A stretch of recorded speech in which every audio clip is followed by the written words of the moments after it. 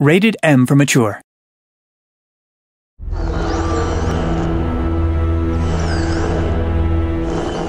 Welcome to another episode of Playing Dead. I'm your host, AJ Locascio. Today we'll be talking to lead developers on episode 3, Eric Parsons and Harrison Pink, on why exactly there was just so much death in this episode. You don't want to miss it right here on Playing Dead.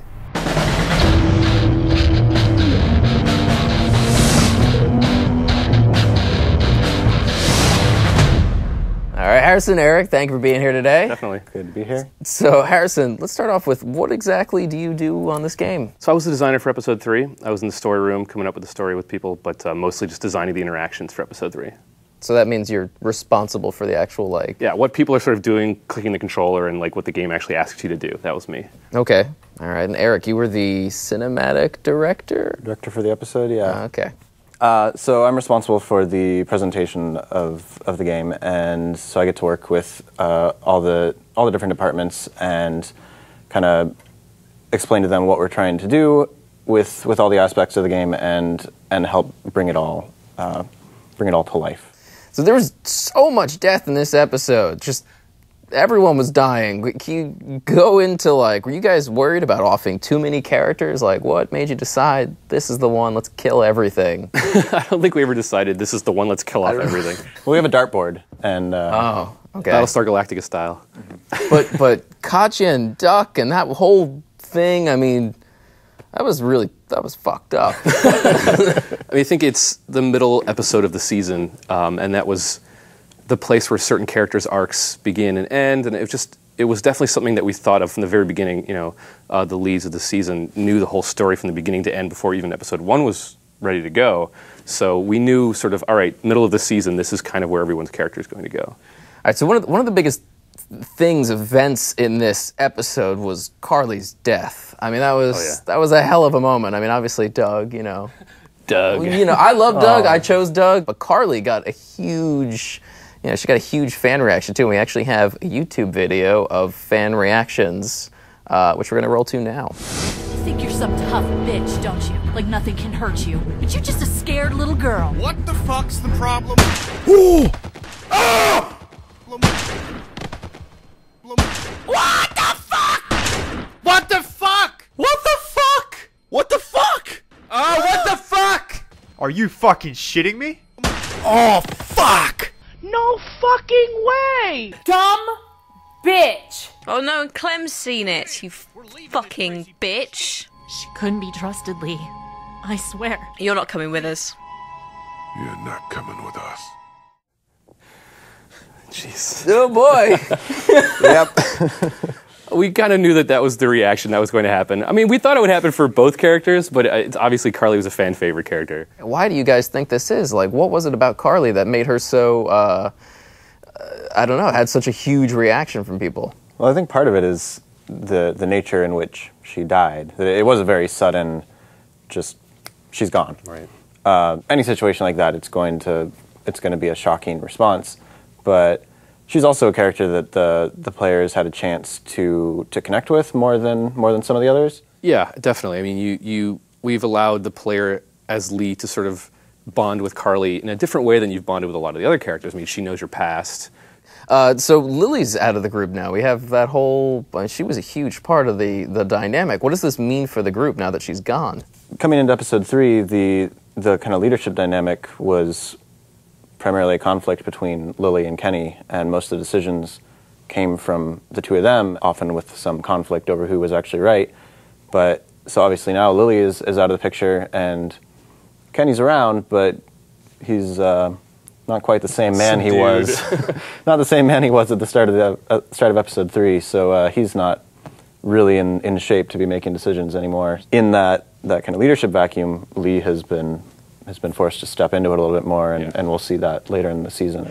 So we talked about this before. Duck's death was it was kind of like Larry's death to me in a way, because you kind of hated Duck. I personally was like, oh, I can't wait for him to get eaten or die in some way. And same thing with Larry. I was like, oh, screw this guy.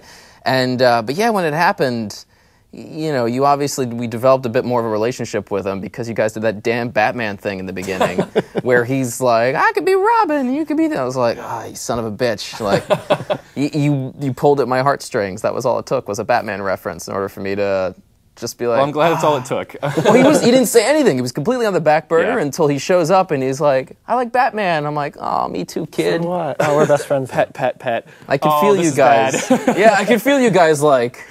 twirling your mustaches. It ended up looking like we were doing a lot of mustache twirling, but I promise you that we didn't really start it off as okay, let's just make Duck as likable as hell because he's going out this episode. Obviously, Kenny's on a bit of a downward spiral here. He's pretty much lost everything. I mean, he has lost everything. The guy's got nothing left but his life. Where do you guys see Kenny, like, what's his plan? He was so family-oriented. Like, all he cared about, every time you talked to him, be like, gotta get Duck out of here, gotta get Katya out of here. My family. And so that sort of transitioned to family to Savannah, get on boat. Family on Savannah, boat equals safety.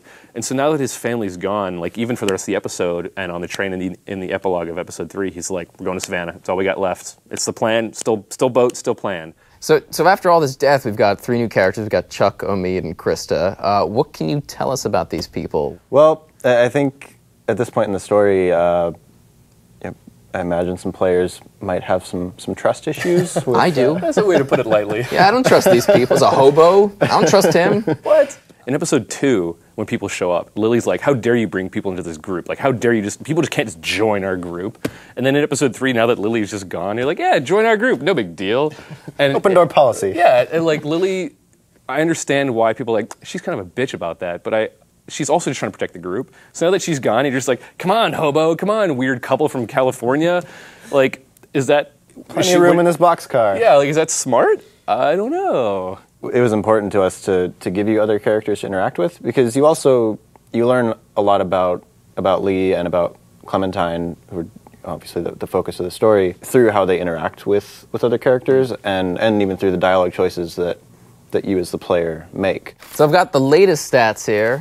So, shoot the girl on the street, 60% of people shot her, and 40% did not. I didn't, because I figured it was better for me not to shoot her. I was actually surprised that most people did. That's cold and heartless of you. Yeah, it was like, she's distracting them. I'm not going to bring their attention over here. She'll be dead soon. Yeah, there's no real way to save her, so it's either she dies this way or she dies this way. So it's pretty interesting that was pretty close to even. Yeah. Abandoned Lily. This kind of shocks me because only 45% abandoned her and the other 55 brought her along. I was like, I'm sorry, you cannot come with us. This is... Like, I was a little worried she was going to, like, follow us and then, like, kill us in our sleep. Like hop onto the back of the van. Yeah, that's RV with a hook. Yeah. She could have done it. Lily's a badass. I don't know. Why After what she did, you're like... Like, you just flat out murdered someone. The majority of those 55% had a Carly playthrough, too. So even though they killed their BFF Carly, they were like, you're probably fine. Yeah. Get back on. You got that out of your system. We'll talk about this later. Out, yeah. So in the part where if you took Lily with you and she exits the RV and she kind of asks Lee, like, you know, to come with her, 11% said okay, 46% said no way, 41% said come on, Lily, and 2% just had silence, which is... I was actually surprised that the 11% was as high as it was. I did not expect 11% of players to go, yeah, we'll just leave this group, forget it, whatever.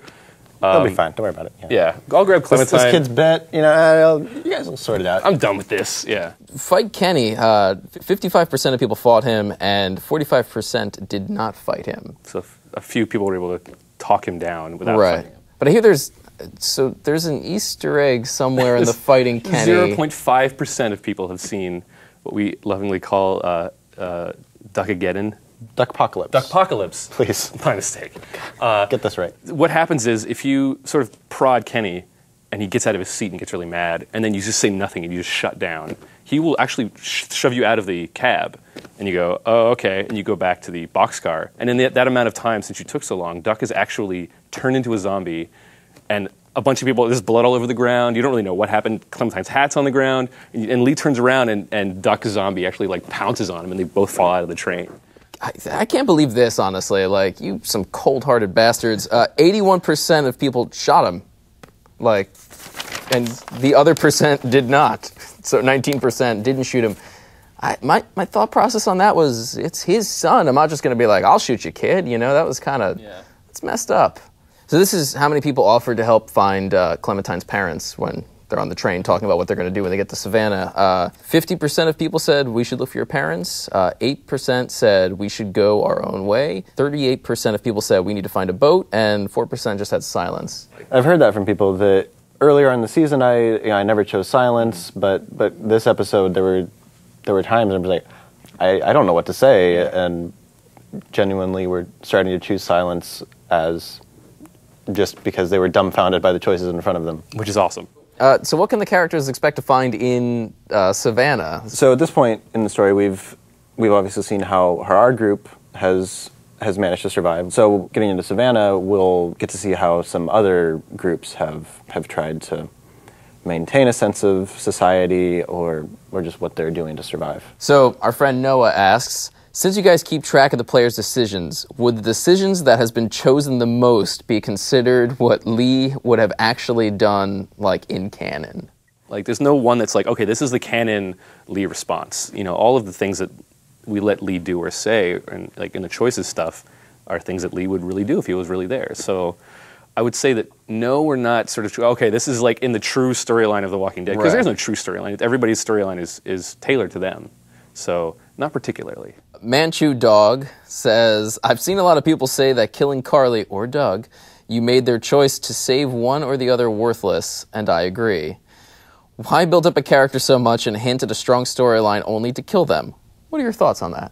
That scene was all about powerlessness. That you can make these choices, you know, and we want, you know, that's how the comic is. And I think that just because their arc ends doesn't mean that choice is invalid. You know, people come and go in The Walking Dead all the time, but it really, what you sort of do in the time that you have together is really the point of the story there. That was very sweet. Steven asks, what has been the biggest challenge that Telltale has faced so far during the development of the game? That's a tough question. I was going to say, it's probably a lot of things. I think that just living up to the expectations of the fans of the comic, the fans of the world, and making it feel like something that fits holistically into the sort of puzzle pieces that are already out there. It's just been every single day, and definitely Eric and I and everybody have just been like, okay, does this feel like something they would do in the comics? Karen asks, will there be a way to weaponize Clementine's hat? Something like Oddjob's Frisbee hat of death from the James Bond film, The Man with the Golden Gun. Spoilers, season 2. No, I have no idea. That's been in there the whole time. Nobody's... Oh, no one told me that. You guys haven't found that? Can you just plow through the game using Clementine's hat? So thank you guys so much for being here today and talking to us about The Walking Dead. Hopefully we'll see you again soon.